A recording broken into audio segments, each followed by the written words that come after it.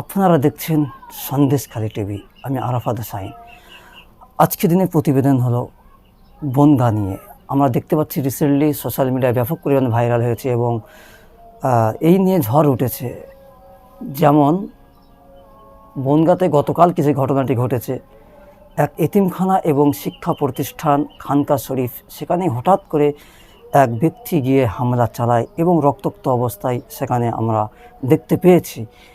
এখন এই বিষয়টি সম্পূর্ণ এই নিয়ে বিভিন্ন ধর্মগুরুরা তারা মুখ খুলেছেন এবং ওখানকার বনগাঁর এসপি তিনিও জানিয়েছেন, স্বয়ং তিনি নিজেই দায়িত্ব নিয়েছেন, এই বিষয়টা নিয়ে তদন্ত করছেন। তবে এই নিয়ে আমরা গতকালকে দেখতে পেয়েছি বিভিন্ন একদল মানুষ তারা সেখানে উত্তপ্ত হয়ে বনগাঁ থানার উপরে তারা ভাঙচুর করার চেষ্টা চালায়। আইন নিজের হাতে তুলে নেওয়ার চেষ্টা করা ঠিক নয় কখনোই। তবে এই ঘটনাটি ঘটেছে, এই ঘটনাটি নিয়ে কখনোই ধর্ম এবং জাতের রং লাগানো যাবে না। হ্যাঁ, এই ঘটনাটি নিয়ে হয়তো কিছু ব্যক্তি তাঁরা জাতের এবং ধর্মের রং লাগিয়ে এই বাংলার ভূখণ্ডে, এই বনগাঁর বুকে হয়তো উত্তপ্ত করতে পারে, উত্তেজনা সৃষ্টি করতে পারে। এই থেকে আমাদের বাংলার শান্তিপ্রিয় মানুষদেরকে মাথায় রাখতে হবে, বনগাঁয় যে ঘটনাটি ঘটেছে সম্পূর্ণ ভিন্ন ব্যাপার। এই ঘটনার পিছনে কোনো কারো দায় আছে কি না এখনও পর্যন্ত স্পষ্টভাবে জানা যায়নি। তবে যতটুকু আমরা স্পষ্ট জানতে পেরেছি, যে ব্যক্তিটি হঠাৎ করে শিক্ষা প্রতিষ্ঠানের মধ্যে গিয়ে হামলা চালায় ধারালো অস্ত্র দিয়ে, সে কোনো জঙ্গি নয়, বরং তার মাথা ভারসাম্যহীন একজন ব্যক্তি। তা বাড়ি হচ্ছে বর্ধমান মেমারিতে। সেই ব্যক্তি ওই বনগাঁ মাদ্রাসার উপরে ভিতরে গিয়ে হামলা করার আগেই তার নিজের পরিবারে মা বাবাকে খুন করে তারপরে চলে আসে বনগাঁয়। বনগাঁ আসার পরে বনগাঁর ওই খানকা শরীফ ওই প্রতিষ্ঠানে গিয়ে ধারালো অস্ত্র দিয়ে হামলা চালায় এবং সেই ব্যক্তি হলো ভারসাম্যহীন। এমনকি যখন পুলিশ তাকে অ্যারেস্ট করে নিয়ে যাচ্ছে থানায়, একদল মানুষ তারা রাগান্বিত হয়ে রাগকে ধরে রাখতে না পেরেই নিজের হাতে তুলে নিতে চাইছিল। পুলিশ কখন তাদের হাতে তুলে দেয়নি, কারণ সে একজন ভারসাম্যহীন ব্যক্তি, তাকে কীভাবে মানুষের হাতে তুলে দেবে। তবে আমাদের আইনের প্রতি আস্থা রাখতে হবে এবং এটাও খেয়াল রাখতে হবে, বনগাঁর ভূখণ্ডে যেটা ঘটেছে, বনগাঁতে যেটা ঘটেছে, এই নিয়ে কিছু শ্রেণী মানুষ বাংলায় একটা সাম্প্রদায়িক উস্কানিমূলক, এর থেকে আমাদের দূরে থাকতে হবে। ঘটনাটি ঘটেছে, এর জন্য কোনো ধর্ম বলো কোনো জাতি বলো কেউ দায়ী নয়। একজন ভারসাম্যহীন আছে এবং সেই গিয়ে হামলা করেছে, এদিকে আমাদের খেয়াল রাখতে হবে। চলুন সরাসরি এই নিয়ে আমাদের পশ্চিমবঙ্গের একজন পাওয়ারফুল ব্যক্তি এবং পরিচিত মুখ, ফুরফুরা দরবার শরীফের অন্যতম পীরজাদা তোহাসুদ্দি কী বলেছেন আমরা শুনে নেব।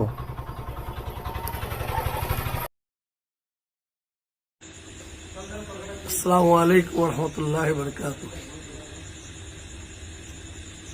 সোশ্যাল মিডিয়ায় একটা নিউজে দেখতে পেলাম, প্রথম দেখলাম একজন জঙ্গি সে বনগাঁয় এতিমখানায় ঢুকে কুড়ুল দিয়ে তরোয়াল দিয়ে কয়েকজন ব্যক্তিকে আঘাত করেছে এবং মারাত্মক আঘাত করেছে। শুনে একটু অবাক লাগছিল। তারপরে আমি বনগাঁ থানার এসপি সাহেবের বক্তব্য শুনলাম। সে বক্তব্য যেটা পেলাম, অ্যাকচুয়ালি সে জঙ্গি নয়, তার নাকি ব্রেনের গন্ডগোল আছে, ভারসাম্যহীন।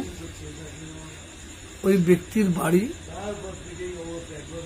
বর্ধমান মেমারিতে। ওই ব্যক্তি নাকি ইঞ্জিনিয়ার। ওই ব্যক্তি সকালবেলা তার বাবা মাকে খুন করেছে। খুন করে ওই ব্যক্তি সোজা চলে গেছে বনগাঁয় এতিমখানায় গিয়ে ছুরি দিয়ে তরোয়াল দিয়ে ফুল দিয়ে এতিমখানার কিছু মানুষকে মানে আঘাত করেছে। সে আঘাতটা কিন্তু মারাত্মক আঘাত। সেটাকে কেন্দ্রীয় করে ওই এলাকার মানুষ নিজেদের ঠিক না রাখতে পেরে ধৈর্য না ধরে সে বনগাঁ থানায় গিয়ে ঘেরাও করে এবং যে ব্যক্তি এইভাবে আঘাত করেছে তাকে তাদের হাতে তুলে দেওয়ার জন্য প্রশাসনের কাছে আবেদন করে। প্রশাসন যে ব্যক্তিকে অ্যারেস্ট করেছে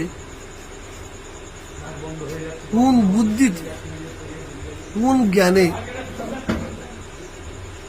প্রশাসন ওই ব্যক্তিকে পাবলিকের হাতে তুলে দিতে পারে? এটা আইনত অপরাধ। এবং যারা এই ধরনের কাজ করেছে আমি বুঝতে পারছি ধৈর্য হারা হয়েছে, নিজেদের ধরে রাখতে পারেন না বলে এই ধরনের ঘটনা ঘটিয়েছে এবং থানার নাকি ভাঙচুরও হয়েছে। আমি ওই এলাকার মানুষদের অনুরোধ করব এবং যারা আমার বক্তব্য শুনছেন তাদেরও অনুরোধ করব, আপনারা গুজবে কান দেবেন না, আইনকে সম্মান দিন, আইন নিজের হাতে তুলে নেবেন না। যেহেতু স্বয়ং এসপি এই ব্যাপারটা দেখছেন, এসপি সাহেব নিজে তদন্ত করছেন, তো এখানে মাথা গরম করার কোনো দরকার নেই। আমি মাননীয় এসপি সাহেবের কাছে আমি অনুরোধ করব, এই ঘটনাকে কেন্দ্র করে অনেক মানুষ নাকি অ্যারেস্ট হয়েছে, তারা এই ধরনের ঘটনা যাতে আর না ঘটাতে পারে সেই বিবেচনা করে তাদের জন্য কি ব্যবস্থা করা যায়, তাদের কিভাবে ছাড়া যায় সেটার জন্য আমি অনুরোধ করব। নিরীহ মানুষ যারা এই কাজে লিপ্ত হয়েছে আগম্বিত হয়ে তাদের দিকে একটু লক্ষ্য রাখার জন্য আমি অনুরোধ করব। বিশেষ করে এই বাংলায় কিছু অসাধু রাজনীতি নেতা আছে, কিছু গদি মিডিয়া আছে, তারা এ থেকে রং লাগিয়ে দিয়ে একটা সাম্প্রদায়িক আগুন জ্বালাবার চক্রান্ত করবে। আমি বাংলার মানুষকে বলবো, যে কোনো জিনিস যে কোনো জায়গায় যে কোনো ঘটনা ঘটবে আগে ভালো তারা তদন্ত করুন, তারপরে কথা বলুন। চিলে আপনার কান নিয়ে চলে গেছে, আপনি চিলের পিছনে ছুটবেন কেন? কিসের জন্য?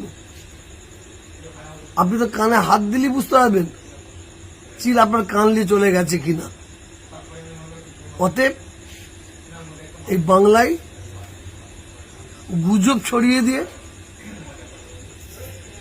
কিছু অসৎ চরিত্র রাজনীতির নেতা আছে, অসৎ চরিত্র সোশ্যাল মিডিয়া আছে, তারা সাম্প্রদায়িক আগুন জ্বালাবার চক্রান্ত করবে। এদের ফাঁদে আপনারা পা দেবেন না। আমার বক্তব্য যদি কোনো ভুল হয়ে থাকে আমাকে ক্ষমা করবেন।